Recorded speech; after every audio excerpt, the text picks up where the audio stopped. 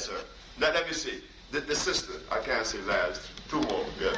Dr. Sebi, I should bring my whole family to you, really, one by one. But I'd like to know, well, what is this? You will be going like on a fast when you're not eating, or? Yeah, but we would not put you to fast immediately. We would just remove you from certain foods. But we would replace them with others. But down the way, you will go on the fast. Okay. Like Dockwell or like Gwen Perry. We have to bring some tape next time. When you come to the Institute, we're going to have a tape player that you would see certain people that was healed and hear what they have to say and what they did, what they experienced going through the healing journey. When Gwen came to us, Gwen said that she wanted hair to grow back. And guess what? She came to me for 3 months and no hair was growing back. One day she cursed me out, called me all kinds of sacks of so and so and so and so. But in that, because I had been so long into the healing, I could absorb that and I could, invite that without any adversity. So she became my friend. One day. Do you have a list that you can give us the word thanks to eliminating? Oh, we have a list for everything. Okay. Yes, sir. Then the sister. It's good to hear you speaking about the health. I want to know if there's anything like if you have a symbiotic relationship from allopathic medicine with approaching from holistic. From a holistic approach, I understand. Where you from, brother? Yeah, you Gary. Even based on Gary, I'm against Gary because it contains arsenic. I'm against it. That's right. It contains arsenic. That's right. You see, I didn't say that, but cassava. I know. That's right. It contained arsenic. Look at that. Now, I'm glad you have. Okay. No, there's no relationship with me and the allopathic. Not because I would prevent it, but the marriage is unholy. Because what I'm asking that is that some of us call them allopathic. Sure, but like the calcification of the bone, the calcification of the bone marrow, when you're having problems like that. Okay, it's very difficult for you to be able to see, visually, no, you can't see that. Okay. But yes. But, based on allopathic way, which you can have a good picture of what is going on. Then you I understand. By examining. Yeah. Okay. That was asked of me in the Supreme... You can have a seat now. The Supreme Court of the United States asked me, how do you know what people have when they come to you? I said, I don't need to know.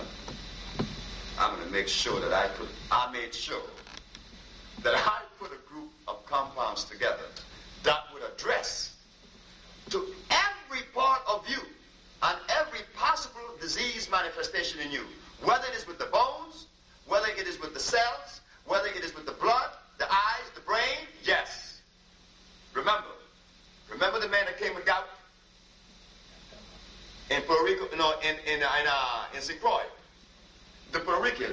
He came with gout, but didn't the same compounds remove his sexlessness? Well, did I make something? Did the same compound address to gout and to sex and to eyes? Yes, it does. You see, we are African like you are. Everybody here is Africans. And the African is an individual that when it rains in the house by drops, he doesn't put a bucket to catch the drop. What he does? Close the hole in the roof. He closed the hole in the roof. The white man doesn't move like that. He put the bucket and let it drip. Then it overflows and you have a bigger mess. So as Africans, we always approach things from a natural perspective. Always. But you and many other Africans like myself and many more who go to school and learn the perspective of medicine that is known as the allopathic, is that African? No. So what business do we have with it? God did not give us that. You see, the African knew everything. And I know that. But the African today, not only in Africa, because he's a violator too. He's a gross violator. Imagine the Kikuyu, right? Doesn't he drink cow milk and blood? And doesn't he die very young because of a liver condition? Sure. But now we're growing. We're growing now, right? And we're learning. There could be no marriage with the allopathic and the natural. Because one is carcinogen and one is natural. One is eroding and one is nourishing. There's a difference. The pH of 7 makes a big difference. The pH in the allopathic medicine is below 5, which is acid. But all the herbs is above 9. This is on the halogen ion scale. pH, yes. Yeah, but while we're still on the topic of our motherland, Africa, let's also discuss malaria. What are your views on that? Malaria, again, is a deficiency of phylitic acid, they call it. Phylitic in the liver. It does not protect you. Meaning that your immune system is what? Shut down. That's right. That's the only way. That's right. There's a man who's a medical student, but he can understand, and you do too. And all of us have that. There's nobody in here that's crazy or less intelligent. We understand when something is consistent, we understand it. So when you have any disease, that doesn't only go for malaria. What about for TB? What about for pneumonia? What about for asthma? Your immune system has been lowered. If your immune system was up to par, you would not have any disease manifesting. Sir, the sister then you. Yes, ma'am. Dr. Sebi, I was wondering, in regards to your list of foods that are detrimental and foods that you should eat, I've never been a bread eater. I started eating the rye bread and eating the wild rice. And I've been eating it almost every day because I've fallen in love with it. And I was just wondering, can you eat that in excess? Can I eat too much? Like some mornings If the rye bread is 100% rye, you can eat it for the rest of your life and it will not hurt you. That's the one protective measure that the naturalness has. If it's natural, the only thing that you're going to get is tired of it, but you're going to get healthier every day. And the wild rice? The wild rice is natural. That's the natural, that's the black one. That costs $10 a pound. Right. Okay, sure. That's a natural rice. God made that. God made... Oh, I'm glad you agree with me. That is true, sister. The wild rice has iron. It is beautifully balanced. It is strong. That's why it is black. Next one. Yeah, I want to invite you to the black church. I happen to be a preacher. That's very good. And I just couldn't sit any longer with the way you were treating the black church, since it's all we have as a people. And the next time you come in town, I'd like to introduce you to some preachers that have not only done 40-day fast, but are not eating chicken. And the other meat. Yeah. Well, let me just finish. I think that there are a lot of us who've been to Africa who understand your approach to the herbs, and we have met with maybe some of the same folk you have met with. One of our problems has been to bring this into a total program with all of the things we have to do as the black church. But I would hope and pray that now that you're coming into Chicago, that you would first allow the black church to invite you and allow some preachers to sit with you. And I guarantee you that with the preachers that I know, they'll be glad to allow you in their pulpits. You'll have larger rooms than this because you'll be in the black church and not at the Hyde Park Hilton. And I think that since the black church is the base, it's all we have, I wouldn't want you to make a historical error and not stop by and see us. And I'll be glad to leave my name and number, because you need help at marketing this to save our people and not rule out the black church by saying all. Mm-hmm. The other thing I would like to caution you, especially with young people, is this whole idea that you don't read. Mm-hmm. No, that's me. Yeah, but the point is, the fact of the matter is, my brother, that you do read. No, I don't. Could I finish my sentence? Because I heard you 5 times say that you do not read. Mm-hmm. We have young people who we feel that both education, religion, economics, that there are some kind of eternal truths inside the black community that we need to hold dear. I understand the spirit of what you're saying. But there are young people who will go home and say that Dr. Sebi said he didn't read. When the fact of the matter is, you know what to read and you know how to explore, because your first premise is that you must see it. I've been to Africa and the Caribbean, and I've got 3 degrees. But I got a thing called common sense. That when I go and talk to the Muganga and the rest of the brothers who have the truths. I listen to them because we're oral people, which is another level of reading, because you even have to hear the words. Oh, I understand now when you said reading. So so reading isn't limited to a European framework of reference, because in Africa there are no libraries. You're right. Because we operate off of oral tradition. And I understand the spirit of what you're saying.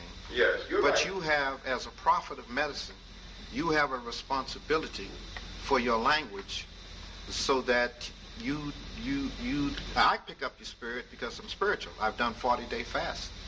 Know where you're coming from. We'll buy all your products today, tomorrow, and the day after. But I have a responsibility as a preacher. I can't sit no more and let you just be reckless with the language when there are a lot of people who need to know the truth without your approach. One last thing. I would hope, Sister Drew, that we bring up some more naturopaths, because a lot of us are heading into this health thing real deep, and we don't know who to believe. When you go to Fultonia, who has took care of Dick Gregory, brought a lot of us on 40-day fast, worked us through, but she's going to sell you carrot juice. Amen. She's going to sell you celery juice. Now somehow, you all who are our last stop on the nutrition bus line, you all got to hurry up and get in a meeting. And I'll be glad to give you my church free. Whatever these crackers are paying you to sit up in here, I'll be glad to give you my church free, so we can have a major discussion on what does it mean to be healthy. What does it mean to have a nutrition strategy for us to take not only into the black church, but into the black community. I'm working with black farmers. I'm the only preacher in this town that has produced a marriage between black farmers down south, black businesses, black consumer, with the black church as the wedding. We're bringing up brown rice from Tunica, Mississippi.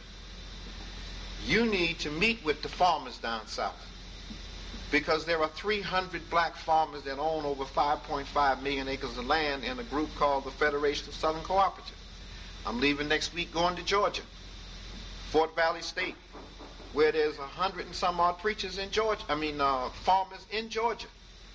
You need to start working with them to explain to them what kind of foods ought to be delivered up to us, because we brought 3,000 watermelons in this summer in 15 different sites.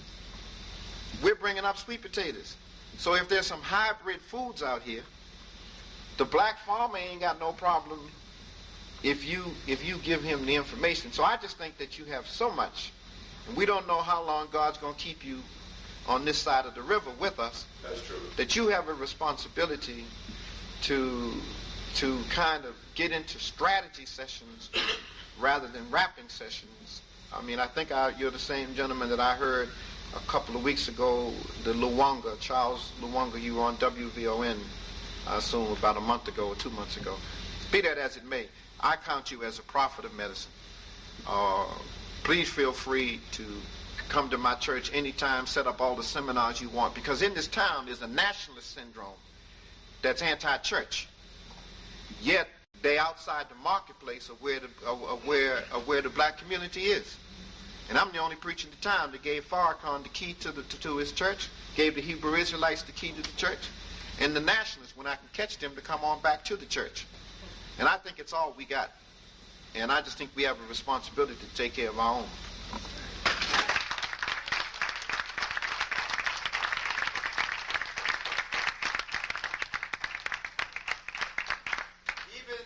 I were to try to disagree with the Rev, is there room for me to disagree with him?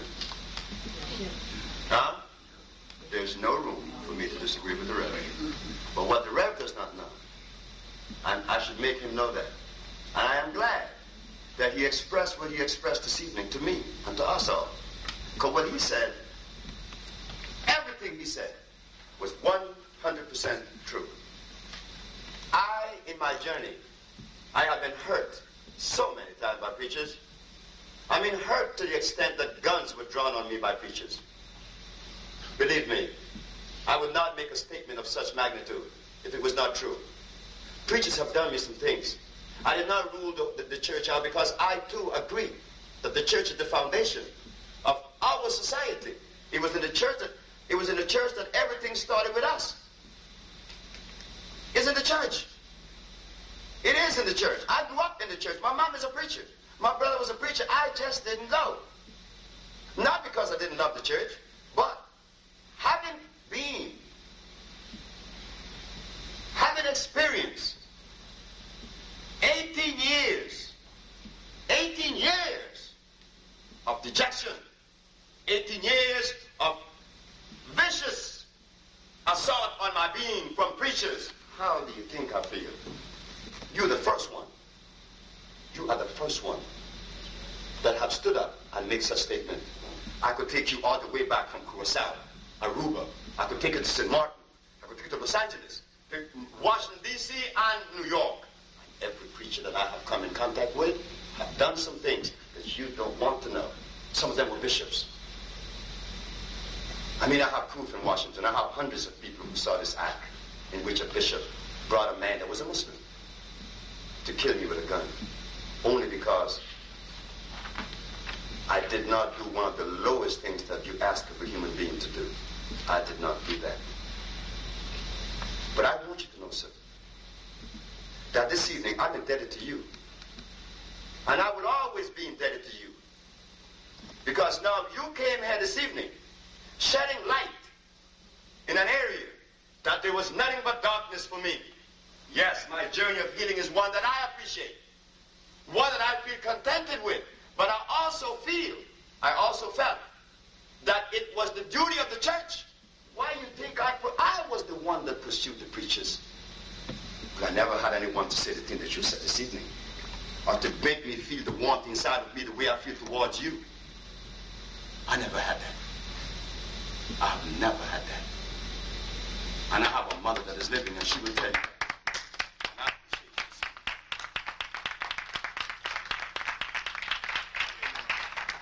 Let me try to point out to you that I've been hurt by preachers, and I worked with Martin Luther King. They didn't accept him in this town, preachers. And I've been hurt by black women, and I've probably hurt black women. But I don't stop loving black women. No, I don't stop. In my pain. Nor do I stop loving preachers. That's right, neither do I. I'm going to say it one more time. There are a new group of preachers who have been called by God but been rejected by the church, but got a church. You could come to my church on Sunday morning and run a bowling ball through it, because I don't have a lot of folk in my church. But ain't too much goes on in this town that I'm not a part of it, and change the course of history with my little church. And I was the only man that Martin King ordained. He only ordained 3 men. The other 2 were assistant pastors of his daddy's church. I'm the only one alive. The fact of the matter is, it ain't the church that called you. It was God that called you. That was my mistake. And once you are clear that God called you, you ain't going to get no hand any better than his only son, who the whole church lynched him. And his name was Jesus. And they lynched him, hung him on a cross. So I want, the next time you come in town, I want to publicly give you the keys to the church, because you don't need to receive the pain by yourself. Nor do you need to be shuffled off into the nationalist market where they think they got some monopoly on how to get liberated. That is true. When the fact of the matter is, they got to come to the church to hold a meeting of liberation. That is true. And I argue, come anytime you want. I got a kitchen. You can make all your preparations. I got a gymnasium. I've got classrooms. You can do whatever you want, because it's righteous. And you might make the difference in our people's behavior, especially in a town like Chicago, when you come up with the kind of formulas and the kind of prophetic understandings you have from the motherland and from the Caribbean. Thanks for the time.